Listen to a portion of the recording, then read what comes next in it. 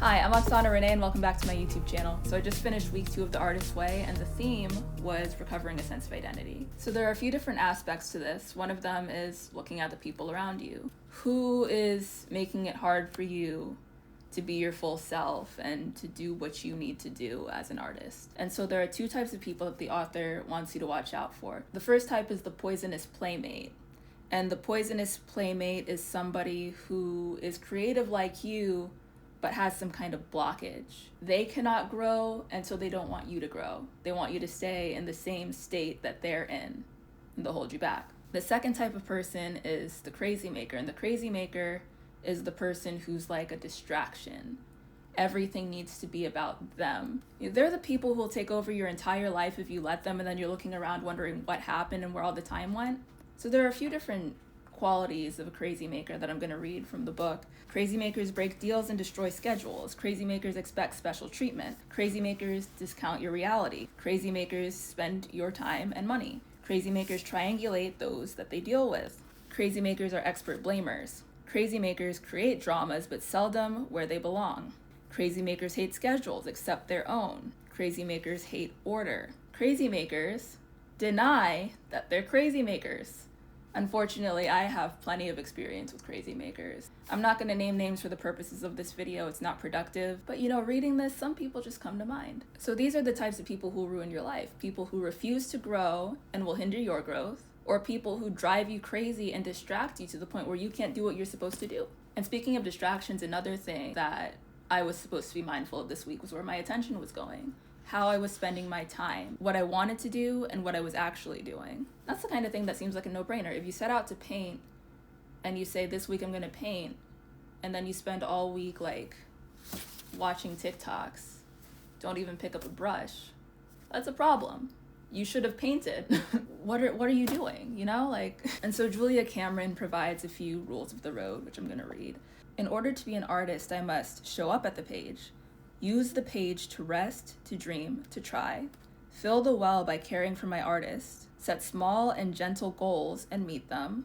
Pray for guidance, courage, and humility. Remember that it is far harder and more painful to be a blocked artist than it is to do the work.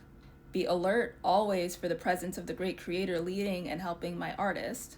Choose companions who encourage me to do the work, not just talk about doing the work or why I am not doing the work. Remember that the great creator loves creativity. Remember that it is my job to do the work, not judge the work.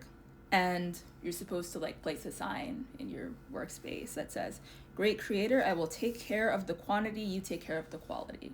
I will say there is this level of paralysis that comes with creating sometimes.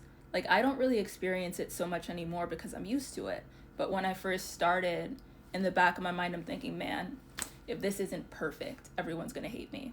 Everyone's gonna hate me, and not only that, they're not gonna give me another chance. And so I would record covers, and I did so many takes of these covers. And some of those takes would be fine. There'd just be one thing that I was like, man, that's gonna be the thing. That's gonna be the thing. Was that accurate? Probably not. Was that fair? Probably not. People are in their own worlds. They have better things to do than to hate you, but at the same time, I wasn't getting the feedback I wanted from the people I wanted it from. And so in my mind, I'm like, yeah, that was just how I felt at the time. And so it would take forever to get things done. I only just recently, in the last year, got over that.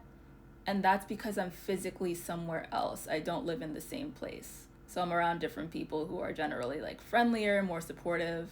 I'm also back where I'm from, not in the exact city, but in the same region. So I just feel safer psychologically, if that makes sense. People always ask me when I'm going back to Texas. I'm not going back to Texas. There's no reason for me to go back to Texas. There were nice moments, there were kind people, but overall it was just a terrible experience, and that's all I can say about it. So this week's tasks were, again, the morning pages. Keeping track of time and actually visualizing where the time is going and to whom and what is going on in your life just on a weekly basis. Making a list of 10 small changes that you'd like to make and picking something out of that to change. Taking inventory of different areas of your life, like your spirituality, your work, your friends, your love life, your play, adventure. I really like the idea of visualizing how you spend your time and how you live your life, because that's not something, at least that I think about, at least not day to day. So that's something that I'm going to try to work on. I have noticed that when I listen to audiobooks, it keeps me from scrolling. So I've been listening to Matriarch by Tina Knowles. I have about an hour left. I don't have anything else on my list right now, but after I finish it, I'll go back and look and see what I want to read. But that keeps me from scrolling, so it's something that I think I should prioritize. And of course, I have to do the check-in. So how many days this week did you do your morning pages? We're hoping 7, remember. I did 2, which is better than last week when I did 1. So we're getting there. What were you surprised to find yourself writing about? One of them was a reaction to current events. I just read a news story and watched an accompanying video that was just so bizarre that I went to sleep and dreamt about it. And so when I woke up, I'm like, yeah, this is going in the notebook. So I did do better on the morning pages. I am off for most of this week, so hopefully I'll be able to get on track with those and actually do all 7 of them for the week. Did you do your artist date this week? I did. I went and saw Wicked for Good.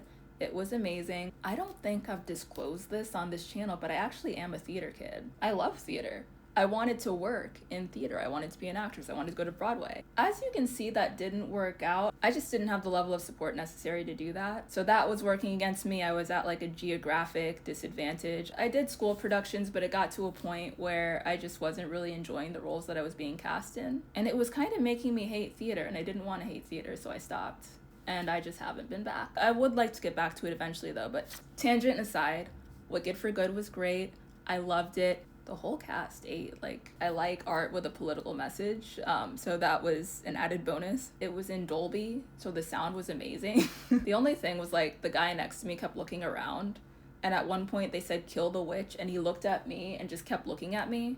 So I got up and moved because I'm like, listen, I have braids. I was wearing green. I'm like, you just never know what's going on in people's minds. I didn't want to be involved in whatever was going on in his. I just finished the rest of the movie from a different seat. It was fine. So overall, Wicked for Good. Amazing. Go see it. Chef's kiss. I thought this week was very insightful. Personally, I've always been pretty upfront and honest about myself as an artist, who I am. I've been around a lot of people who wanted me to be something else, or they wanted to make me small, wanted to push me to the back, maybe couldn't really see me, maybe couldn't see me as much as they wanted to see me fill a role in their lives, or follow a script that they created, but that really has nothing to do with me. I think I said this before, but I really like how this week was structured. I think I'm going to keep this series going because I'm really enjoying it. Thank you for watching. If you haven't watched the video for the first week, you can go back and do that. I've linked The Artist's Way down in the description. My camera overheated before I could finish the video. I do have a song that's about a crazy maker. It's called 404, but I also have a song called The Star that's about somebody who's the complete opposite of a crazy maker. So I hope you'll check out both and share them with your friends. Thank you for watching and have a great week.